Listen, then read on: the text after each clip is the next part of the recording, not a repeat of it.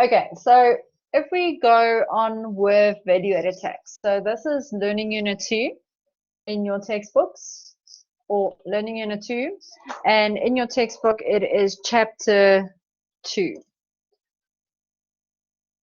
where they discuss the VAT specifically. Now you'll see the learning outcomes as per your model outline and as per VC Learn. There's quite a number of things that you should be able to do with this module specifically. Now, this module, if you understand the basics, you can do really well. But if you don't understand it, this is actually where you can lose a lot of marks, because a question like this can be between 30 and 40 marks in a test or an exam. And if you know it well, this is where you make up your marks.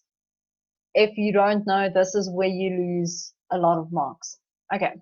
Now, what you need to know is you need to be able to calculate the output or input VAT based on if an amount is inclusive of VAT or exclusive of VAT.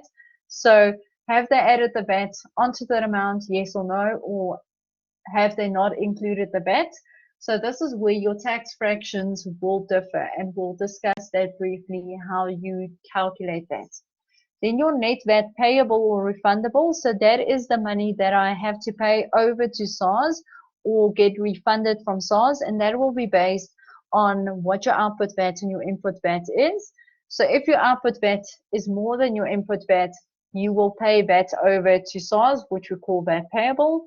If it's the other way around, you will be refunded. Then supply the journal entries. So what they also expect you to do is do the accounting entries for accounting for the VAT in your tax system. Then you have to explain how the VAT system works. So basically, when will VAT be levied? When do you need to register? When do you deregister? What type of supplies do you get? So it's quite a broad learning objective, that one. Then state when a taxpayer needs to register as a vendor. So there's the two categories, the voluntary and the compulsory one. And then the different categories of vendors. Now that is based on your taxable supplies and the amounts based on that. You get different categories. So there's a category A, B, C, D, E, and F for tax purposes, and each one of them have various tax periods. Then the accounting basis that are applied to the vendors. So you either got the invoice base or the payment base, which you use to account for the VAT, and then determine when returns are submitted and when the payment needs to be made. So that will be dependent on whether it's electronic or whether it's a hard copy. And then determine when the output VAT must be levied. So when do I need to charge the VAT? Know what supplies zero rated, what supplies exempt supplies, apply the value and timing rules. So what will the value of VAT be, and when will I actually have to raise the VAT? And then list the requirements of a valid VAT invoice. So what needs to be on the invoice for you to be able to claim the VAT if you want to claim input VAT. And then based on the value and timing rules addressed under output tax, determine the input tax that can be claimed. Identify transactions where input tax will be denied. So there's specific items where you will not be allowed to claim your input VAT. And then determine the notional input tax. So that is, for example, if you buy goods, secondhand goods, there are specific criteria that need to be met. And then it is assumed that you paid VAT on that transaction so that you can claim the notional input VAT. So the VAT that is considered to be in that amount. Okay, so in your prescribed material, so on VC Learn, they refer to the 2020 textbook, but you need to refer to the 2021 textbook. These are the paragraphs that you can ignore. So when you study section chapter 2, please ignore those paragraphs because that is more complex VAT principles, which will not be tested in this module. Okay, so let's quickly just touch base on what is value-added tax. We said it's an indirect tax, which is based on the collected on the consumption of goods and services. So it's when I physically use that good or service, VAT will be raised on it. And it is always at a standard rate for all standard rated taxable supplies. So our standard rate based on the game we've played is 15% currently. 14% was prior to 1 April 2018. If it is not standard rated, it will fall under your zero rated, which is a 0%, or your exempt supplies where no VAT is raised. Okay. Now the calculation of VAT will be dependent on whether the amount is inclusive of VAT, exclusive of VAT. Okay, so we first look at the standard rate, which we've already discussed. Okay, so you can tell me what is the difference between output and input VAT?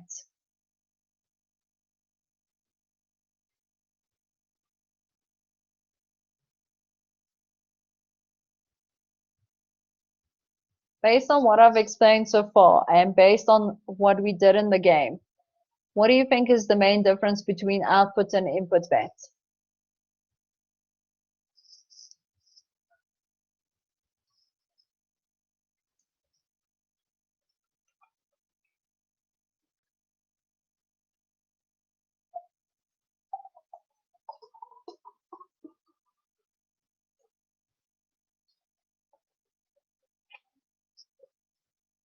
Okay, so STN says output VAT is payable to SARS and input VAT is claimable. Okay, yes. What else can you say?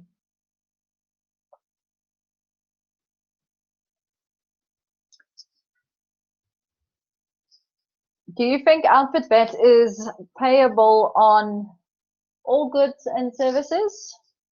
And claimable and input is claimable on all goods and services? What do you guys think?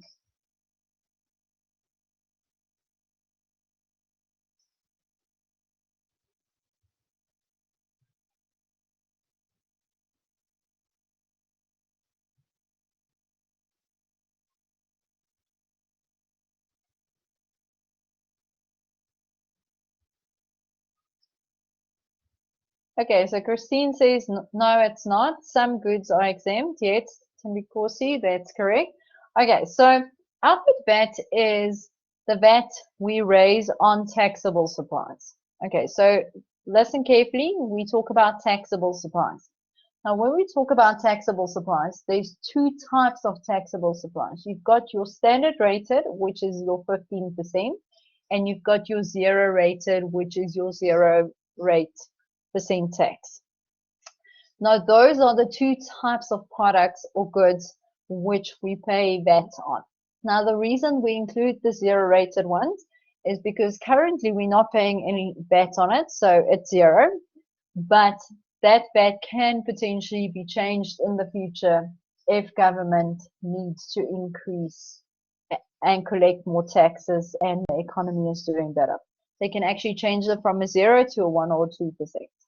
Okay, so an input tax is then the input VAT that we can claim on goods and services where output VAT was initially levied on. If no VAT was levied on that amount, you can't claim any amounts on it at all.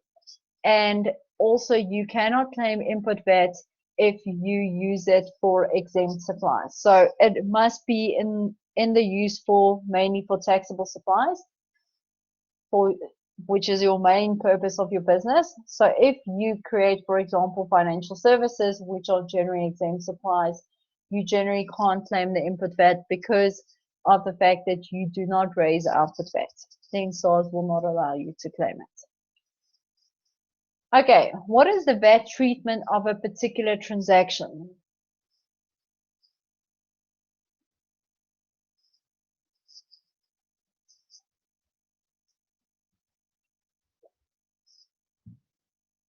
Let me repeat the question. What is the VAT treatment of a particular transaction? What do you need to know to answer that question?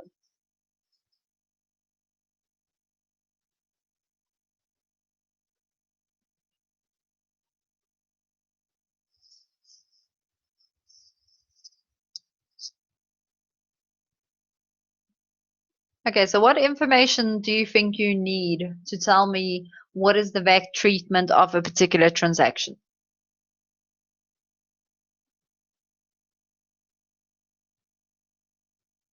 Okay, so Christine said if it's VAT levied, so you want to know is VAT included in that amount or excluded?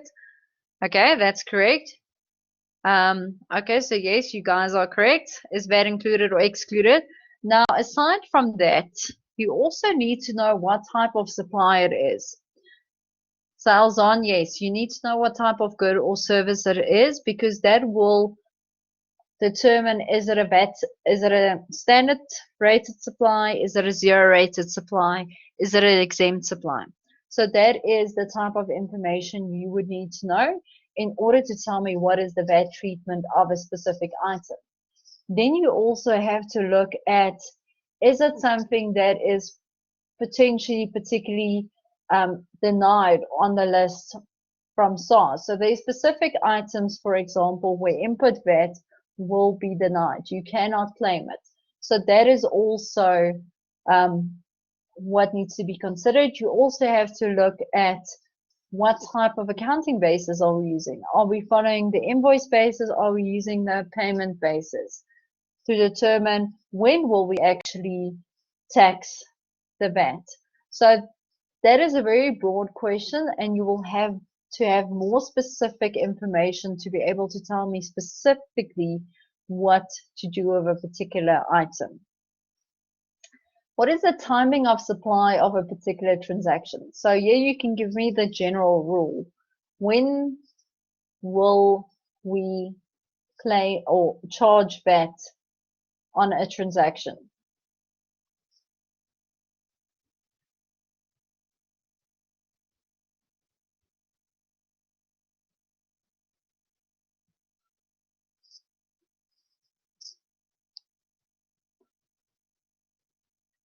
Okay, so what is the timing of supply? Okay, so Alzan says normally on the date of the invoice. Christine says when the transaction occurs. Okay, you're both in the right direction. So the general rule for VAT specifically is we charge VAT on the earlier of payment date or of invoice date, irrespective of when the goods are delivered. Okay, so that is the general rule. There are, however, a few exceptions which we will look at shortly to that rule. Okay, what is the value of the supply of a particular transaction? How do you think we determine that?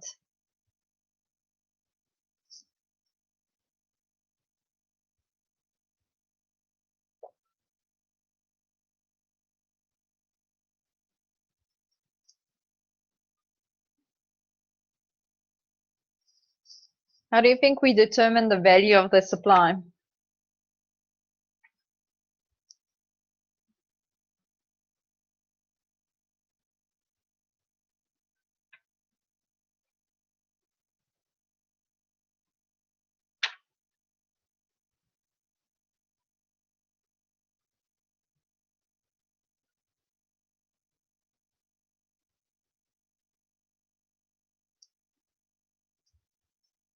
Okay, comparing it to similar products. Okay, determining if it's standard rated or zero rated. Okay, that's also okay. Let's start with the basic. How do you know how much a product or a service is worth? Let's start there. What do you need to consider to determine how much is something worth?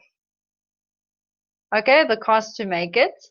Okay, so Tembi Corsi, the cost to make it, is that what a business would charge you when you purchase it?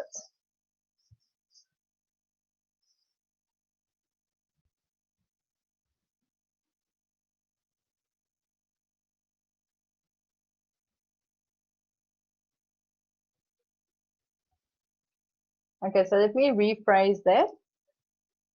What you pay for a specific good or service, would that be equivalent to what it actually cost that business to create it? Yes or no? Okay, no. So generally the price we pay is the retail price or the sales price. Now, how do we determine that price? It would either be what is the, like we call it, the market price. So what is the normal retail price that you would pay for that specific product, or you would look at how much money have you physically received for that product if they don't tell you what the general market value is. So that's the first thing you have to look at. The second thing you have to look at is that amount. Is it inclusive or exclusive of that? And that is where it comes in. Is it standard rated VAT, zero rated VAT, or exempt supplies? To answer what component of VAT has been included. So your value of supply is generally the amount exclusive of VAT at the end of the day, because the VAT portion is not your money. It is the money that we have to pay over to SARS. Okay. So that is what they, in essence, asking you. So let's just quickly summarize and reflect on what types of VAT supplies do you get. So there's the three types of supplies that you need to know of. The first one is your normal standard rated. That is where 15% is added to the initial value of the supply to get to the sales price. Zero rated are those items which are generally your basic foods and services, where a 0% is levied on that product. So we are not actually paying VAT, but the VAT amount that is paid on it is €0. The reason we say you pay no VAT versus no VAT is charged is you need to be very careful when they ask you to explain the difference between zero rated and exempt supplies. Zero rated, you do pay tax on it, but it's at a 0%. Whereas exempt supplies, no VAT is ever charged on it. Now, the reason exempt supplies do not have VAT charge on it is because of the fact that we charge other taxes on those supplies. So an example, for example, your salaries would be one. You have financial services is exempt supplies. Then you have your residential accommodation, like renting of a property. You will not pay VAT on it, but that will be taxed part of your corporate income tax or private income tax, depending on whether individual business is renting out the property. So that is the main difference between the two. The one has VAT levied on it, even though it is €0, so both of them have no VAT, but the one is at 0% and the other one has no VAT ever charged on it. Now let's look at a few examples of zero-rated supplies. So zero-rated supplies is generally petrol, diesel, paraffin, but the exception to the petrol or the fuel one is your airplane. Fuel is standard rated, that is the exception. Then your basic foods stuff, so brown bread, milk, fruit, vegetables are zero rated. You do not pay VAT on it. But then on a white bread, however, you will pay VAT. Then exports out of South Africa is 0%. Okay, so anything we export out of the country to make it better for people to try and get their products out, they've actually reduced the VAT to 0 to promote exports specifically. Exempt supplies, some of the examples is life assurance, interest received and paid, then renting of your residential accommodation. However, if you rent accommodation for holiday purposes, that would be standard rated and not an exempt supply. And then passenger transport, but only on land and sea. If I buy a plane ticket to go, for example, a plane ticket, so Mango should actually not be here. If I buy a plane ticket, I would actually pay standard rated VAT on it. Okay. Then we've got non-allowable items. These are specific items. If you see them, you show no input VAT. It's a 0. Okay, and then you say it's a non-allowable item when they ask a description as to why it's a 0. So examples of that is entertainment expenditure. Now, entertainment expenditure is also considered if I, for example, buy a kettle for my staff canteen. That is also seen as entertainment. So that kettle, I will not be allowed to claim the input VAT. A passenger vehicle, how do we determine if it's a passenger vehicle? It is generally transports 2 to 20 people. However, you can apply to SARS for an exemption of this rule. Specifically, if you drive a taxi or Uber, you could apply so that you are able to claim the input VAT on the expenses that you have to incur in order to for that business. Club fees and subscriptions are generally excluded. The only exception is your professional membership fees will be excluded from your non-allowable. You can actually claim the input VAT. Now, the time of supply, it is always the earlier of your invoice or payment date. The exceptions to the rules relate to connected persons. So then you will raise the VAT when the goods or services are received. Okay, rental of period supplies would be the earlier of the payment due or when you receive it. So when I rent something out, so that is, for example, you can also look at installments sales. So that's where I pay off something. So that is the earlier of the goods delivered or any consideration received. If I've got a fixed property, it's the earlier of the date of registration or payment. And if I use a payment basis and the amount is less than 100,000, I will only raise the VAT on the payment date. Otherwise, I will have to do it on invoice, early of the invoice or the payment date as per the general rule.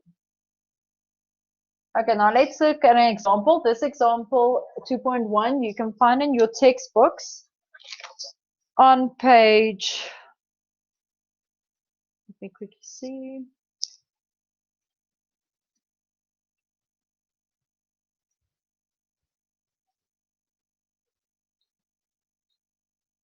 Okay, so it's on page 21 in your textbooks. So let's do a practical example for the time of supply. This will help you guys just to apply practically. So the first thing you need to look at is what are you required to when they ask you a question. So you're required to determine the time of the above supplies for VAT purposes. So they want to know at what date will you actually have to raise the VAT for this. Okay, so that is what they're asking you. Now, the first thing you need to look in this question is what type of accounting basis are we using? Are we using the invoice basis or are we using the payment basis? Because there are different rules for that. Now, the first thing you'll see is we have to determine the supply.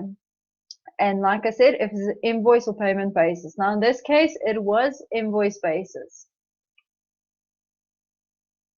Now, what does the invoice basis tell us? Based on your textbook on page 21, you'll see that is accounted for when an invoice is issued or payment is received, whichever is the first. So that is what invoice basis means. Okay, now if we look at example A. On the 2nd of February, goods was delivered at a client's premises and the invoice for the goods was issued on the same date. The payment for the goods was received on the 31st of March. Okay, so based on that information, when will the VAT be raised? Okay, so STM thinks on the 2nd when the goods were delivered and the invoice was issued. Okay, any other takers? Okay, so Albertina also thinks the 2nd of Feb. Okay. Okay, so the rest of the people agree. Okay, so let's quickly see. The invoice date is the earlier of the payment date, so that's correct. So VAT is accounted for on the 2nd of Feb. Well done, guys. Then the second example is on the 29th of April, a client paid 100,000 for goods delivered on the same date. The invoice was issued on the 14th of May. So what date will we raise the VAT? Okay, on the 29th of April. Okay, so the payment date in this case is earlier than the invoice date, so it will be the 29th. The date when the goods were actually delivered is irrelevant when determining when to account for the VAT. Okay, I see we ran out of time, so what I'm going to do is the rest of the slides regarding VAT I'll put over to our next session. Let me just quickly stop sharing here.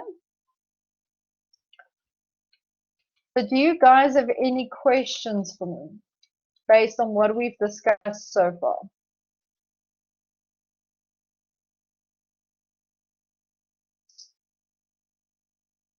Okay, so Etienne says he's all good. Anyone else?